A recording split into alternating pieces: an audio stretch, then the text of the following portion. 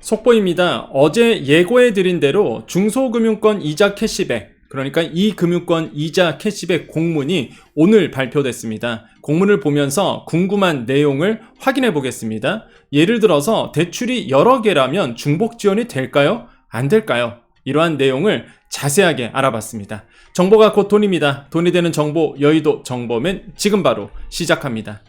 자, 어제 한번 설명했기 때문에 핵심적인 내용만 이 공문을 통해서 확인하겠습니다. 3월 18일부터 신청 접수고요. 3월 29일부터 이자 환급 첫 들어갑니다. 대상권은 중소금융권, 저축은행, 상호금융, 여전사 5에서 7%, 그래서 3천억 원 정도 규모고 평균 75만 원 돌려받습니다. 자, 그래서 연중, 이거 중요하죠. 3월 18일부터는요, 연중 거의 상시 신청이 가능해요. 신청은 상시 신청이 가능한데, 중요한 건 뭐냐, 그러면 내가 1년 동안, 1년이 돼야 됩니다. 1년이 도래하는 그 달에, 그 분기에, 마지막 달. 이렇게 돼요. 그래서 환급 일정을 보면은요, 보세요. 자, 3월 29일부터 4월 5일, 6월 28일부터 5월 7일, 9월 30일부터 10월 8일 이렇게 돼 있죠. 이게 뭐예요? 각 분기 마지막 달입니다. 3월달, 6월달, 9월달 이렇게 들어가거든요. 그래서 요거 보면서 이제는 내가 언제 받을 수 있다라는 걸 이제 확인할 수 있다는 거죠. 그래서 요거 잘 기억하시고, 자, 그 다음에 쭉 갑니다.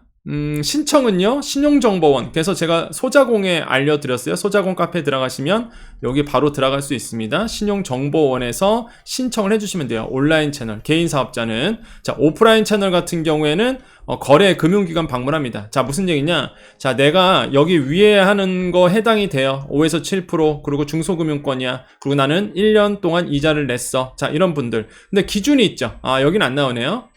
자, 12월 31일 기준입니다. 자, 그때 나는 이제 1년이 됐어. 그러면 뭐예요?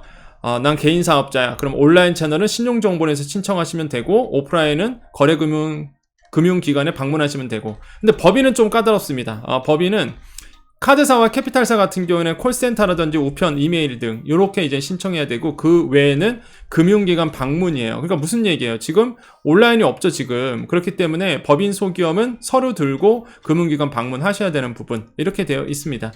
자, 그래서 콜센터는요, 이렇게 있어요. 그래서 전화해 보십시오. 궁금하신 분들은. 콜센터는 3월 18일부터 운영할 계획이다. 이렇게 되어 있습니다. 그래서 그동안의 내용들 다 넘어갈게요. 이미 제가 어제 다 얘기했고요. 보세요. 대출 잔액과 적용 금리는 여기다 있죠? 12월 31일 기준 질문 많이 주셨거든요. 나는 언제부터 언제까지 몇 %였는데 그게 중요한 게 아니라 12월 31일 기준에 내가 대출 잔액과 금리가 어떻게 됐는지 그게 중요한 겁니다. 그래서 요거 다시 한번 말씀드리겠고요.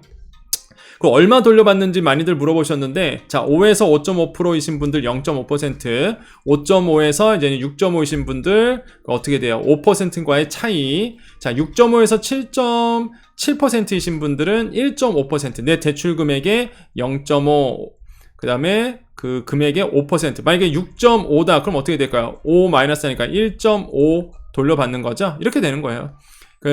여기 있죠. 6.5 이렇게.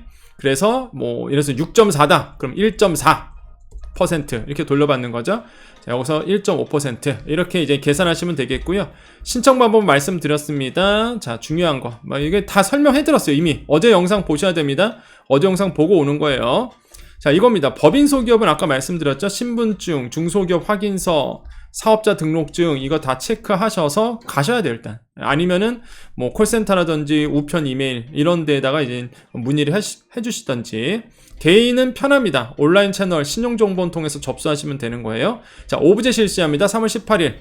해당 출생연도 끝자리 38, 49, 50 이거 확인해 주세요. 본인들이 확인해 주시고 이날부터는 모두 가능하고, 아시겠죠? 요거 오브제 쪽 기억하시겠고요. 쭉 내려갑니다. 이미 다 설명했던 내용 넘어갈게요. 자, 넘어갑니다. 쭉 넘어갈게요.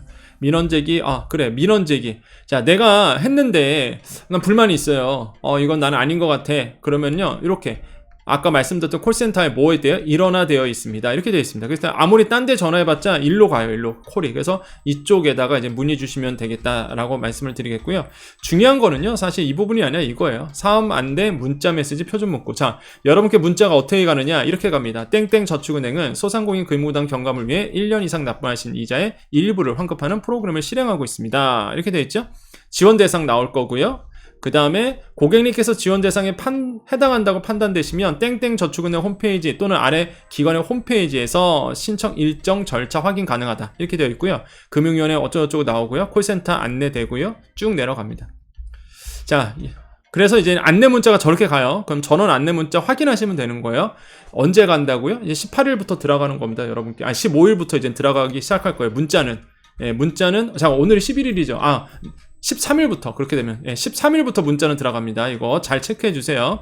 자, 그럼 일단 문자는 갈 거고 18일 날 이제 첫 그 지원인 거고 그래서 문자를 이제 받아보시면 되겠는데 자, 이제는 이제 온라인 신청 시스템 화면은 보여드릴게요. 이게 아직 요 페이지 들어가봤자 안 떠요. 아직은 오픈은 안 해놨어. 근데 이제 공문에 보면은 요렇게 생겼습니다 라고 얘네가 이렇게 만들어 놨어요. 요렇게 생겼습니다. 여러분 잘 지금 보세요. 미리 보세요. 미리.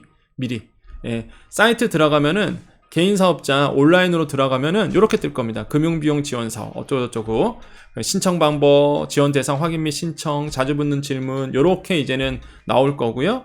자, 오부제라고 말씀드렸고 그 다음에 지원 대상 자가 점검 체크리스트가 나올 거예요. 내가 맞는지 뭐 이런 거. 그래서 이런 거 다 체크하시면 돼요. 개인 사업자에 해당합니까? 중소규모거에 받은 대출이 있습니까? 5에서 7% 사이입니까?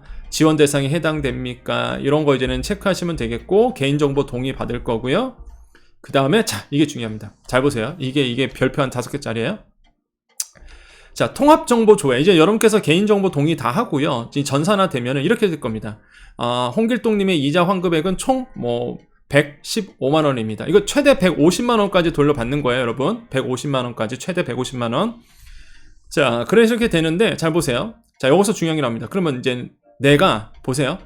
나는 현대캐피탈에서, 또한 현대캐피탈에서, 농협에서, 이렇게 해서 대출 정보가 이렇게 뜨는 거예요. 예를 들어서, 그러니까 여러 개 기관에서 대출 받으신 분들 있죠. 이금융권에서. 자, 현대캐피탈에서 6.5%, 현대캐피탈에서 또 6%, 그다음에 농협에서 5.5% 받은 거예요. 자, 그럼 이거 어떻게 되느냐? 자, 요게 그대로 나옵니다. 보세요. 대출 잔액이죠? 대출 잔액. 이렇게 나와요. 자, 그럼 어떻게 돼 있어요? 외상 환급액. 이렇게 나온 겁니다. 그럼 무슨 뜻이에요? 75만원, 30만원, 10만원. 이렇게 되어 있죠? 이자 환급액.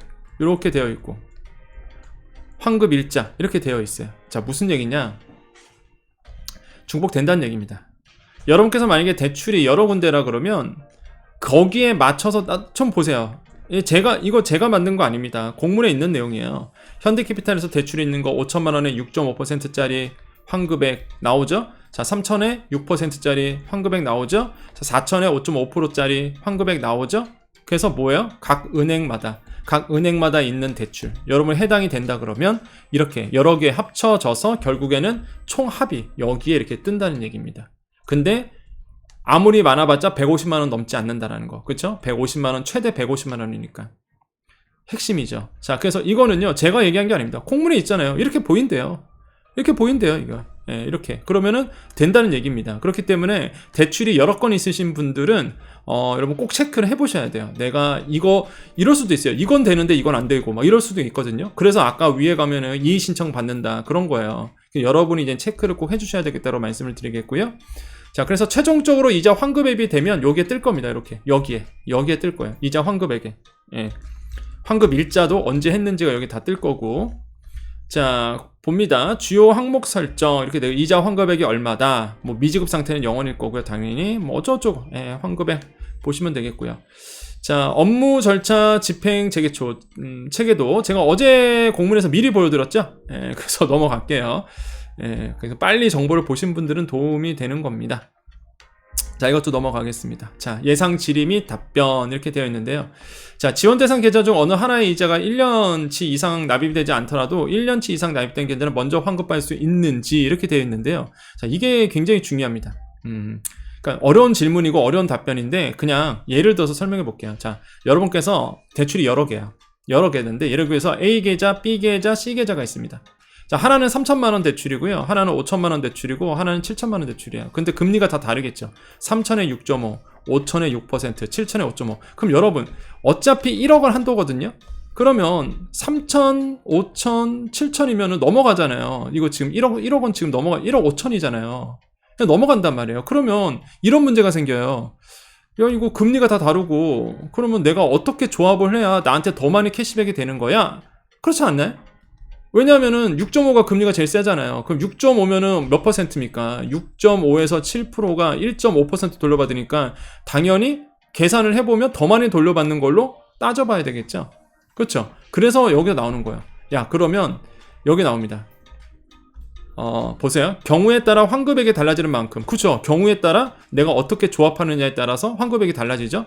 차주가 환급을 많이 받을 수 있는 최적의 조합을 확인하고 그에 따라 집행할 계획임, 이렇게 되어 있습니다. 그러니까 전산 처리가 이제 전산 처리가 되면서 계산을 할 거예요, 컴퓨터가. 그래서 여러분의 만약에 대출이 여러 건이라 그러면 최적의 조합을 찾아서 최대 많이 돌려받는 방법대로 해서 그렇게 집행을 한다라고 되어 있고요. 하지만 전산에서 이렇게 처리가 되겠지만 그래도 혹시나 계좌가 대출이 여러 건이신 분들은 스스로 한번 경우의 수를 한번 따져보세요. 내가 이런 조합이야지만 내가 더 많이 돌려받는다. 그리고 내 계산과 얘네 계산이 다르면 당연히 뭐 해야 된다? 이의 신청해서 아니다, 내가 계산해보니 이게 더 많이 돌려받는다. 단돈 10만 원에도 어딥니까?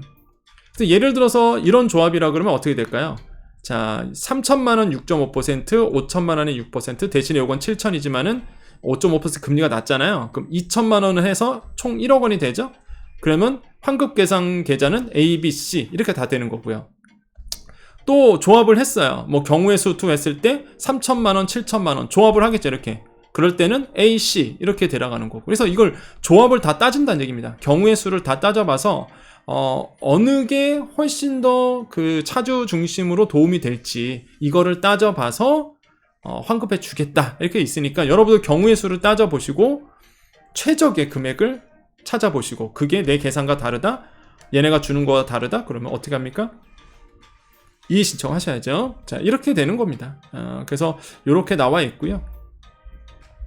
자, 아까 말씀드렸어요. 이런 거 잘 보시라. 중복된다는 부분. 그래서 여기 콜센터 계속 나오죠, 콜센터. 그만큼 여러분 아마 이의 신청도 많을 거라고 전 보거든요. 그래서 요게 꼭 보시고요. 나머지 얘기는 끝입니다. 그렇게 중요한 얘기는 없어요.